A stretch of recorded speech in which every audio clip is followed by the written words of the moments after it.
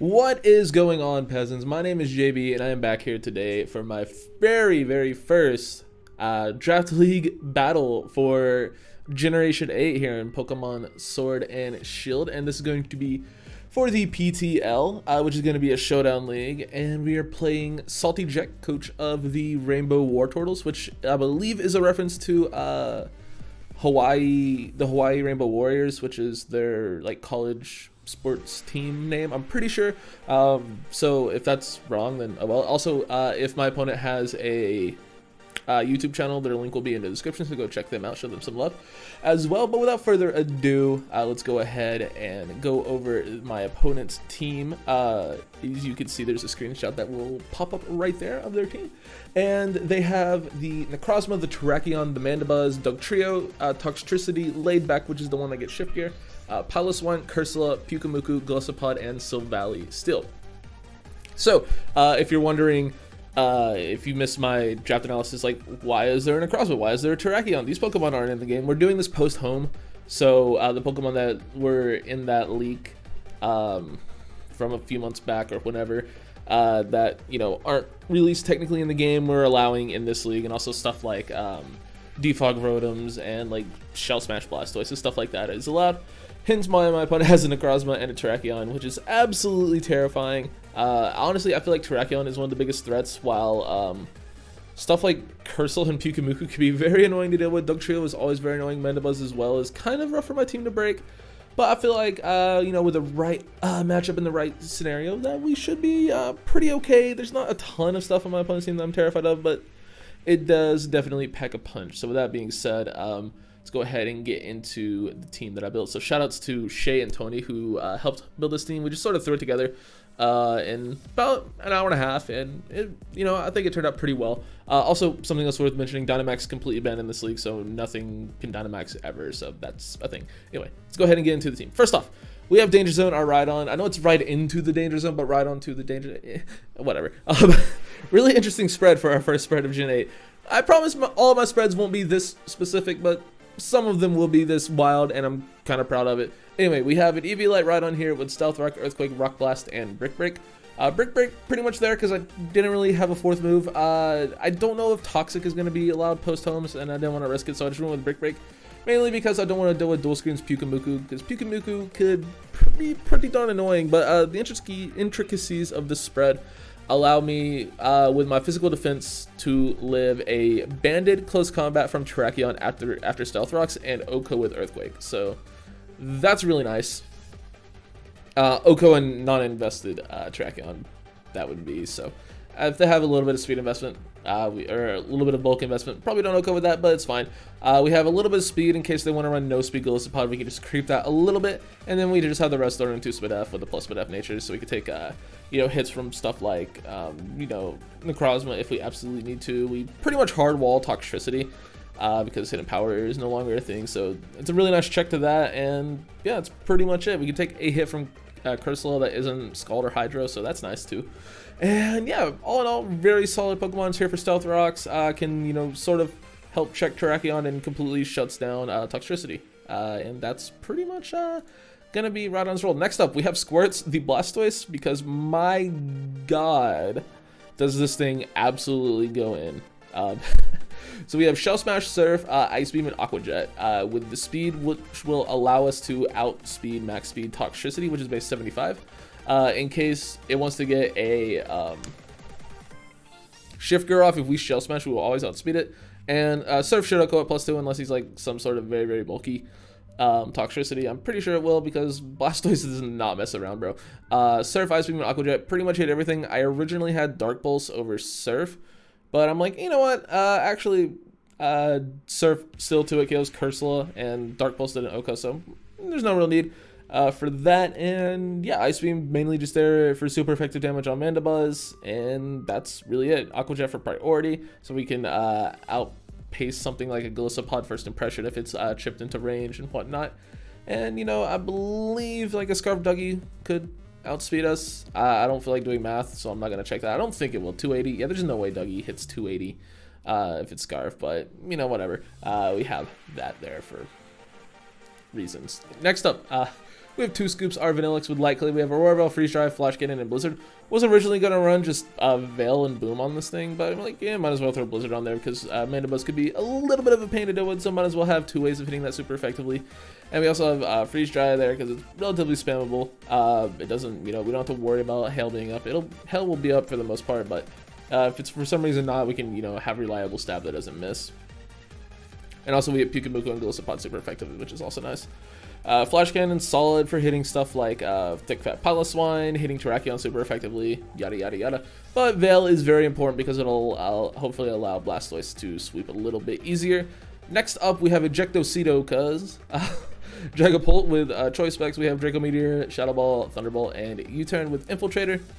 Infiltrator, Killer Body are both good, but I decided to go Infiltrator because they don't really have any Intimidators or anything like that I felt Killer Body would be useful for. So forget yourselves, we're just going to rock Infiltrator. I think Infiltrator is better anyway, personally, especially in Draft League, but I mean, it's fine. Especially in a special set too, when there's no Intimidate. Yeah, like, Infiltrator is clearly better in pretty much all regards. But yeah, we have speed for Jolly Dog Trio, which we can outspeed and still be modest, and we just have some thrown into bulk and the rest in HP, because if you don't know, at level 50, you hit an even HP number, which is never a good thing because you want to take less from rocks. So you have an extra rocks switch in if you have an odd HP number. So that's always nice. Next up, we have Bamboo. If you got a better nickname for Pangoro, let me know. I couldn't think of one, so we just went with Bamboo. And I'm not naming it Poe. I'm not doing it. Kung Fu Panda's not good. It's not bad, but it's not good. But anyway, we have a Chople Berry with Drain Punch, Darkest Lariat, Thunder Punch, and Parting Shot. Honestly, Chople Berry is mainly there for... I really don't know, because I don't think we live a hit from Terrakion if he's Choice Banded. If he's Scarf, we might be able to live one. That's pushing it though, because my boy Pangoro is one of my favorite Pokemon, but not exactly thick. Not exactly thick. We have speed, I believe, for uninvested Mandibuzz, which is nice, so we can outspeed that thing. Smack it around with a Thunder Punch. If we get a Roost turn, if we get on a Roost turn, we can Drain Punch for super effective damage. That would also be pretty clean. Actually, no, we wouldn't because we would outspeed. Oh well, maybe that'll come into play. Probably won't. And last but certainly not least, we have Doug Dimmadome, owner of the Dimsdale Dimmadome. Our Weezing Galarian form with Toxic Spikes, Will-O-Wisp, Defog, and Strange Steam. Only really need Strange Steam for this game because he doesn't really have anything that's benefits from getting hit by Sludge Bombs or even like a Fire Move or anything like that. So we just went with Mono Attack with Willow. Help deal with stuff like Golisopod. This is our main check to Golisopod. It also gives me something sort of close to a Terrakion switch in, kind of. Not really, but I mean, at least it's trying to be a Terrakion switch in. It resists fighting. It's an easy Zen headbutt away from just not mattering though. We have Defog there to remove mainly my opponent's hazards, obviously, but probably won't ever click it unless I absolutely need to. And then of course we have Toxic Spikes, because Toxic Spikes are also very good against my opponent, wearing stuff like Cursula and Necrozma down and stuff like that. So that is the team. I'm gonna go ahead and hop on over to a different replay scene, and I'll see you all inside of the replay right about now. Okie dokie, so getting back into the battle right about now, you can see my opponent ended up bringing Necrozma, Mandibuzz, Doug Trio, Piloswine, Cursula, and the Golisopod. So no Terrakion and no Toxtricity is very, very nice to see. Looking at my opponent's team, I really do see absolutely no Draco switching, so we're just going to go ahead and lead off with our Specs Dragapult and see what how my opponent reacts. Then we're going to turn that back down to normal. As they end up leading off with Mandibuzz, so I'll just get a nice free turnout as they go for a knockoff. I don't really need Eviolite, because like I said, Rhydon's main job in this game was going to be to help deal with Terrakion, and since we don't see it, don't really need to worry about it.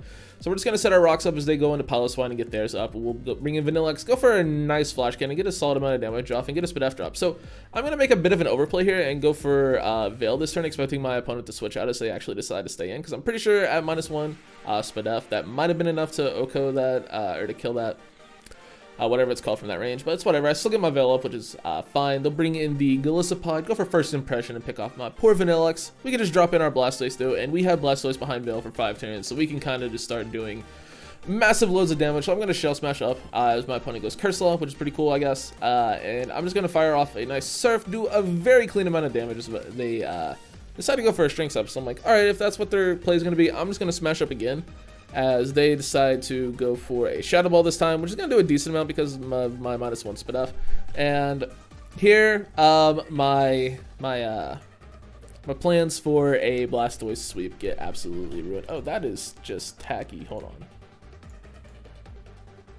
There we go. So I decided to smash up again because they're like, oh, if they're just gonna go for String Step, I don't really mind that whatsoever. I can just get the +4 and then I'll guarantee be able to put everything in range. Golisopod at the range it was at, it could never come into rocks, and it would have to take the damage from that, and it would get emergency exited out. So they would have had to save Golisopod for last mod, which was the only thing that could really revenge Blastoise at this point with a priority. But even then, it would be at let's see, minus 20, 57. It's at 57.2%. Minus 25 would have put it at 32%. A +3 Aqua Jet might have been able to pick it up from that range depending on their set. We'll see a little bit later in the game that they had quite a bit of speed, so I'm not sure if that would have ended up coming into play. But as you can see, we go for our second Shell Smash. We'll go for the Shadow Ball. I'm like, all right, cool. I can just, go for Surf and pick this thing off, and then everything will be great. It only does 93%, and they click Disable. That really sucks. So I have to go for Ice Beam, which will finish off the Cursula, and my Veil wears off. They can bring in Necrozma. Now, +4 Surf would have dropped this Necrozma. Absolutely. If I would have kept Dark Pulse on this set, Necrozma would have been dead. But unfortunately, I did neither of those things, or I can't click Surf, and I did not put Dark Pulse on the set, so I had to click Ice Beam, and you can see it just does not do enough, and they're able to click Photon Geyser and pick off my poor Blastoise and ruin my sweep before it even gets really started. So this becomes a completely new game where I have to, come up with a new game plan on the fly without my Veil and without my main setup sweeper to here to really, do anything, obviously, because they're dead.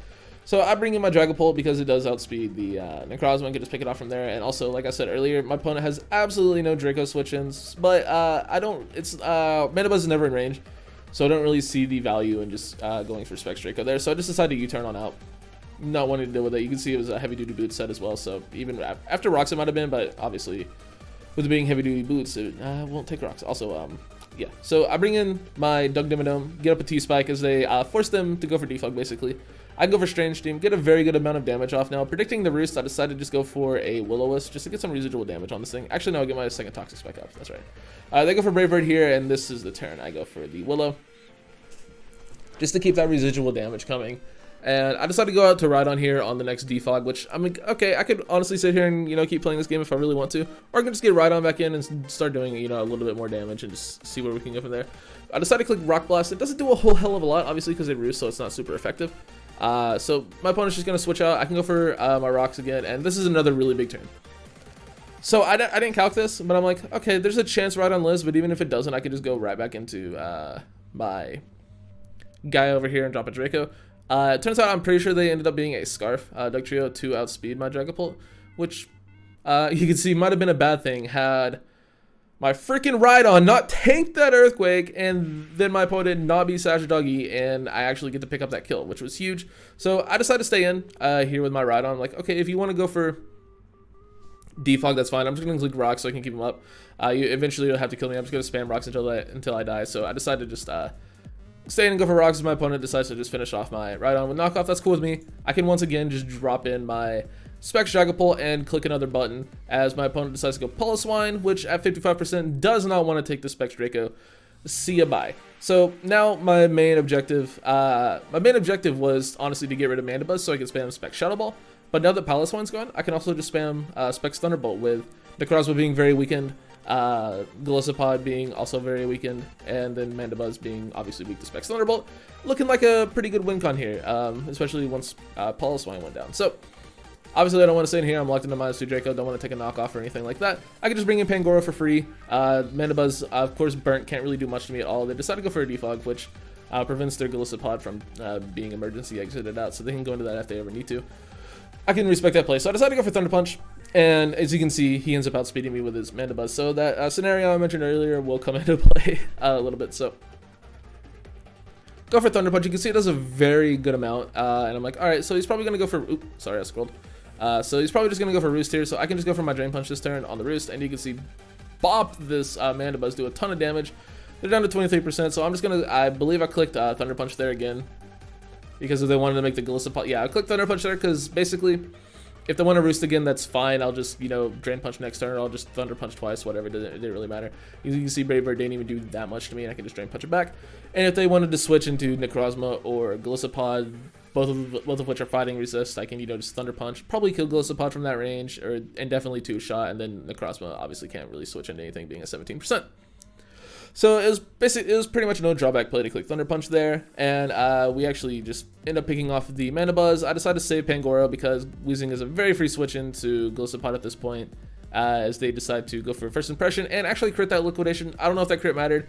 It doesn't really make too much of a difference. I can just bring in my Specs Dragapult, click Thunderbolt. If they wanted to save this and go into Necrozma, it's fine. I can just, if I feel like I don't want to take the first impression, which Dragapult easily could have done even if they were banded, I had no reason to risk that though. I could have just sacked Pangoro if they wanted to make the double there. So basically, Dragapult had this game locked up. It was like, it could have been a 1-0 or it could have been a 2-0. Like, the worst I win is 1-0 in this situation, so it's fine. I just go for the Specs Thunderbolt, pick off the Golisopod, and go for the second one and pick off the Necrozma.